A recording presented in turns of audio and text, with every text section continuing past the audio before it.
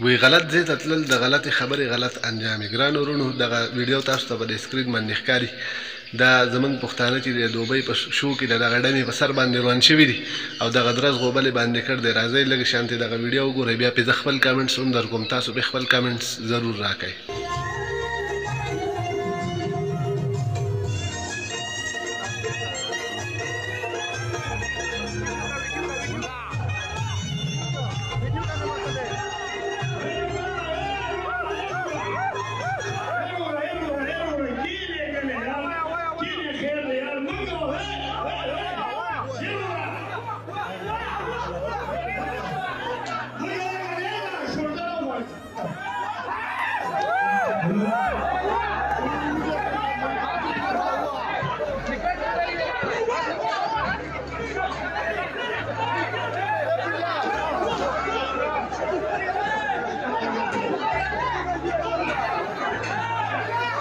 السلام علیکم ورحمت الله وبرکاته. ملګرو امید کوم چې ښه به یې ډوډ به رونو په دې سایډ باندې دغه ویډیو تاسو وکتله. دا زمونږ پښتانه دي چې دوبۍ ته چې دی مزدورۍ دپاره تللي، دغلته د یو ډمې په سر باندې روان شوي دي، پر یې ډمې باندې پیسې شیندي، د ډمې سره ګډاګانې کوي، خو د یو بل یې دغه حال کړو شو کې دغه کرسۍ دغه هر ځای سره ګډ وډ کړل.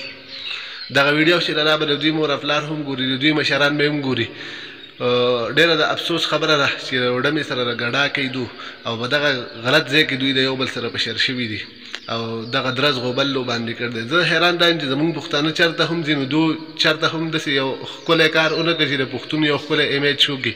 خو چېرته چې هم زمونږ پښتانه ځي نو هلته کې به یو درز غوبل باندې کړي، شر جنګ جګړه به جوړه کړي چې د هغې سره پښتون هغه امیج چې دی هغه نور هم ګډوډ شي. الرډي که مونږ وګورو دغه د پښتو اکټرانو دغه د پښتو ډرامو والا په خپلو ډرامو کې ښایي څه زمونږ د پښتون شکل چې دی ډېر بد ښي، خو لیکن که مونږ په عام ماحول کې هم وګورو نو هلته کې هم د پښتون شکل چې دی د دغې خلکو سره چې څوک هم ناسته پاسته کوي د پښتون شکل چې دی هغه ډېر بد ښي معاشرې ته. که زما نه څوک تپوس وکړي چې یاره ستا زیات نفرت د چا نه دی، زما زیات نفرت د دغه پښتو د دغه اکټرانو نه دی کوم چې د پښتون دغه شکل دغه غلط شکل مخامخ شو کوي دنیا ته. او ما د دې نه وړاندې هم په دې باندې یو ویډیو کړی و چې یاره د دې ډمانو سپورټ مه کوئ، د دوبۍ مسافرو د دې ډمانو سپورټ مه کوئ چې دا ډمان د دغه ځای نه ناامیده راشي، دوی به هېڅکله هم بیا دغه شوګانو له دغسې ګډاګانې دوی به دغه فري دي. د دې کاره ګناه چې دا د چا ده، دا د دغې مسافرو ده چې دغه ډمان ګډېږي او په دو باندې دغه خپلې پیسې چې دی شیندي دغې شوګانو له ځي. دغه خلک چې دی دغه ریسپیکټ کوي، که د دوی ریسپیکټ دو نه کولی دو نه تللی او د دغې خلکو سره دغه ګډاګانې دغه هر څه نه کولی نو هېڅ څه به هم نن په معاشره کې نه و.